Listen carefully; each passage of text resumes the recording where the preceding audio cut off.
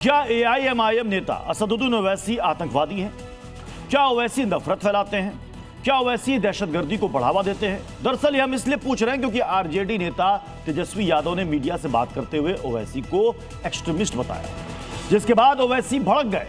उन्होंने न सिर्फ तेजस्वी यादव को खरी खरी सुनाई बल्कि यह भी कह दिया कि मुझे दाढ़ी और टोपी की वजह से आतंकी कहा गया। क्या बिहार में तेजस्वी को यह बयान भारी पड़ सकता है या ओवैसी इसका फायदा उठाकर सीमांचल का किला फतेह करने की तैयारी में है? करेंगे इसी पर बड़ी बहस, लेकिन उससे पहले यह छोटी सी रिपोर्ट आपको दिखाता हूं।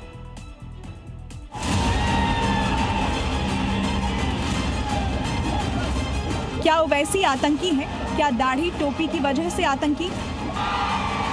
बिहार की जंग में अब ओवैसी और तेजस्वी यादव में खुली जंग छिड़ गई है।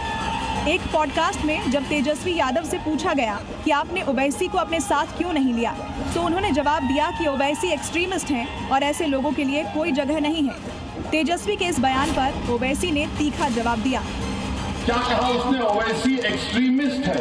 हम तेजस्वी को बोलेंगे बाबू एक्सट्रीमिस्ट को तुम जरा अंग्रेजी में लिख के बता दो। इतना ही नहीं, ओवैसी ने तेजस्वी पर आरोप लगाया कि मुझे इसलिए आतंकी कहा गया क्योंकि मैं टोपी और दाढ़ी वाला हूँ। एक्सट्रीमिस्ट को तुम जरा अंग्रेजी में लिख के बता दो। हमको एक्सट्रीमिस्ट क्यों बोलता है? इसलिए बोलता है कि मेरे चेहरे पे दाढ़ी है, मैं अपने मजहब पर फख्र से चलता हूँ, तो ये बोलता है ये एक्सट्रीमिस्ट है। अगर ये एक्सट्रीमिस्ट है तो तेजस्वी सुन ले, काम को साफ करके सुन ले। मैं और मेरी औलाद सुबह क़यामत तक रहेगी तो हमेशा हम अल्लाह की इबादत करते थे, करते रहेंगे। दरअसल बिहार विधानसभा चुनावों के ऐलान के बाद एआईएमआईएम ने महागठबंधन में शामिल होने की इच्छा जाहिर की थी। एआईएमआईएम नेता अख्तरुल ईमान ने बाकायदा ढोल नागड़ों के साथ जुलूस निकाला था, लेकिन आरजेडी की तरफ से तवज्जो नहीं मिली, जिसके बाद ओवैसी की पार्टी ने अकेले लड़ने का ऐलान किया और एआईएमएमआई ने बिहार की 25 सीटों पर अपने उम्मीदवार उतार दिए, जिसमें सीमांचल की 14 सीटें भी शामिल हैं। आरजेडी को डर है कि ओवैसी मुस्लिम वोटों में पैठ बढ़ाकर उसका नुकसान कर सकते हैं, लिहाजा सीमांचल में उसके निशाने पर सीधे ओवैसी हैं और ये लड़ाई अब सीधे सीधे आतंकी तक पहुंच गई है। ब्यूरो रिपोर्ट, जी मीडिया। चलिए एक बार फिर से आपको सुनाते हैं असदुद्दीन ओवैसी का तेजस्वी यादव पर दिया गया बयान।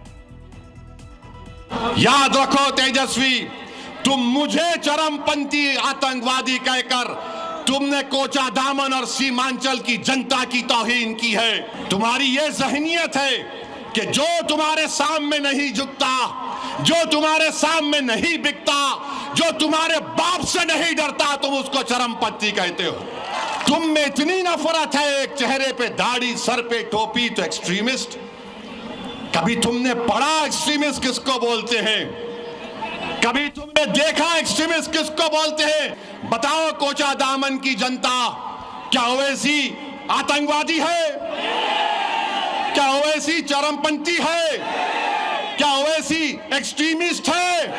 जरा जोर से बोलिए, बहरों को सुनाई नहीं देता पटना के। मेरे अजीज दोस्तों और बुजुर्गों, ये हाल आज बिहार का हो रहा है। अरे एक्सट्रीमिज्म अगर कर रहे हैं तो आरएसएस कर रही है, एक्सट्रीमिज्म कर रही है तो बीजेपी कर रही है। चलिए अपने मेहमानों से आपको मिलवा देते हैं। हमारे साथ शादाब चौहान, नेता हैं एआईएमआईएम के, मुमताज आलम रिजवी हमारे साथ हैं, समर्थक है महागठबंधन के, अमन गिरी महाराज हमारे साथ हैं, धर्मगुरु हैं, रामकृपाल सिंह सर हैं, वरिष्ठ पत्रकार है। सबसे पहले मैं शुरुआत करना चाहूंगा शादाब चौहान आपसे। क्या तेजस्वी यादव एक्सट्रीमिस्ट का स्पेलिंग नहीं बता पाएंगे? बिल्कुल नहीं बता पाएंगे, और ये बड़ी विडंबना है कि देश के सर्वलोकप्रिय सांसद एवं संसद रत्न से सम्मानित सांसद को, जो ऑपरेशन सिंदूर के समय पे देश का नाम रोशन किया, देश का पक्ष रखा, उनको एक्सट्रीमिस्ट बोलना इस बात को प्रमाणित करता है कि वो अहंकार में डूब चुके हैं। और उनको अगर कोई दाढ़ी टोपी वाला सीमांचल की बात करेगा, वो अपने अधिकार की बात करेगा, वो संविधान की रक्षा की बात करेगा, तो उनको एक्सट्रीमिस्ट नजर आता है।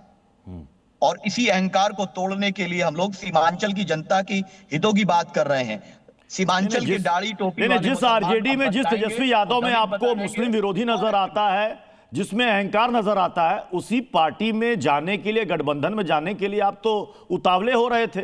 भाव नहीं मिला तो आप कह रहे हैं कि साहब ये देख लीजिए। हमने बिहार की जनता के हित को सर्वोपरि। नहीं, महागठबंधन में जाने के लिए उतावला कौन हो रहा था? खत किसने लिखा था? लालू यादव को खत किसने लिखा था? हमने खत इसलिए लिखा था क्योंकि हम लोग सेकुलर वोटों का बंटवारा रोकना चाहते थे। बिहार की जनता उस वक्त अहंकार नहीं दिख रहा था आपको? उस वक्त अहंकार नहीं दिख रहा था? एनडीए सुन तो लीजिए, एनडीए को हराने के लिए। लेकिन इनका ये अहंकार था, जिस प्रकार से कौरवों का अहंकार था कि उन्होंने पांडवों को 5 गांव नहीं दिया और पूरी सत्ता चली गई, वही अहंकार, कौरवों वाला अहंकार तेजस्वी यादव जी को है, और इसीलिए हम लोग मुकाबला कर रहे हैं। ठीक है, मुमताज आलम रिजवी जी, तैयार है। क्या ये पूरी लड़ाई मुस्लिम वोट बैंक को लेकर है? क्या इस बार फिर से सीमांचल में असदुद्दीन ओवैसी महागठबंधन का खेल खराब कर देंगे? बहुत बहुत शुक्रिया आपका पीयूष जी। देखिए, ऐसा है कि कह रहे हैं कि 5 सीट नहीं दी। अरे भाई, आपने तो उन्हें दे दी थी 4 सीट। 4 लोग आपके चले गए थे, तो क्यों चले गए थे? अभी हमने देखा कि उनसे फिर आप जाकर के ओवैसी साहब उनके पीछे नमाज पढ़ रहे हैं, उनको इमामत सौंप रहे हैं। तो असदुद्दीन ओवैसी जी को भी चाहिए कि थोड़ा से मतलब एक बैलेंस रखें, और जो लोग आपको छोड़ के चले गए उन्हीं को आप फिर से ला रहे हैं और दिखा रहे हैं कि हम बहुत बड़े, इसके मतलब कि आपके पास ऑप्शन नहीं। दूसरा ये कि जो उन्होंने कहा है तेजस्वी यादव ने, तो जाहिर सी बात है कि आप इसमें बुरा मानने की क्या बात है? आप जो पॉलिटिक्स करते हैं, आप जिस तरह की पॉलिटिक्स करते हैं, मुस्लिम मसाइल उठाते हैं, तो क्या ये गलत है? क्या आप नहीं उठाते हैं मुस्लिम मसाइल?